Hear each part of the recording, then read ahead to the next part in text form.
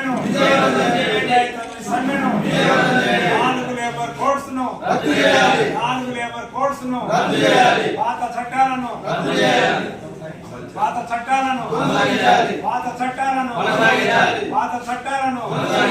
మోడీ కార్మిక వ్యతిరేక విధానాలకు వ్యతిరేకంగా మోడీ వ్యతిరేక విధానాలకు వ్యతిరేకంగా మోడీ కార్మిక వ్యతిరేక విధానాలకు వ్యతిరేకంగా విప్లవ కార్మిక సంఘాల ఐక్యత విప్లవ కార్మిక సంఘాల ఐక్యత సిగరెట్ కార్మికుల ఐక్యత వీటిని వృద్ధి అమలు చేయాలని చూస్తున్నారు. కనుక ప్రయత్నాలు ప్రారంభం అయినాయి కనుకనే వీటిని మనం అందరం తిప్పుకోవాల్సినటువంటి అవసరం ఉంది. కనుక ఇవాళ మొత్తం భారతదేశంలో ఉన్నటువంటి కార్మిక వర్గం అంతా కూడా రేపు జూలై 9న సమ్మెకు పిలుపునిచ్చింది. ఆ సమ్మెలో మనం అందరం పాల్గొనాలి. అందులో మన సింగరేణి డిమాండ్స్ కూడా ఉన్నాయి. సింగరేణి డిమాండ్స్ మనం ఒక 14 డిమాండ్లను మనం పెట్టాం. సొంత ఇంటి కళ కానీ మార్పులు మన కుటుంబాలలో అనేక మంది పిల్లలు ఇవాళ 10 ఏళ్ల నుంచి విజిలెన్స్ దగ్గర పెండింగ్ కేసులు ఉండి వాళ్ళు ఎలాంటి ఉద్యోగాలు పొందక ఎదురు చూపులు చూసి వాళ్ళు విరక్తితో ఉన్నారు పిల్లలందరూ. కనుక 1 టైం సెటిల్మెంట్ కింద ఈ మార్పుల పిల్లలందరికీ ఒక ఉద్యోగం ఇవ్వాలని మనం డిమాండ్ చేస్తున్నాం.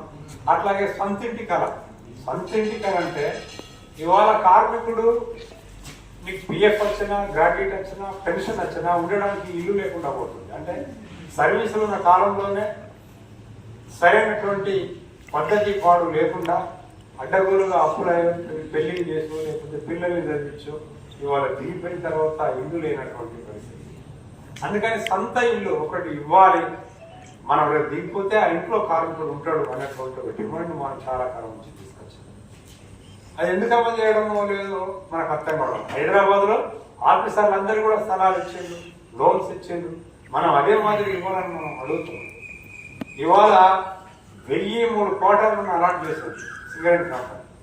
1003 క్వార్టర్లు కూడా గోపాల్పల్లి, శ్రీరాంపూర్, గోదావరికని, మందమరి ప్రాంతాలలో అలాట్ అయ్యాయి. 450 కోట్ల రూపాయలు ఆమోదం చేశారు, విడుదల చేశారు. ఒక్కొక్క జిందాల్ కంపెనీ, టాటా బిర్లాలు ఇవాళ 5-6 స్థానాలకు వచ్చింది. అంటే సంపద ఎవరిది పెరుగుతుంది అంటే పెట్టుబడిదారుల యొక్క ప్రైవేట్ పెట్టుబడిదారుల యొక్క సంపద పెరుగుతుంది.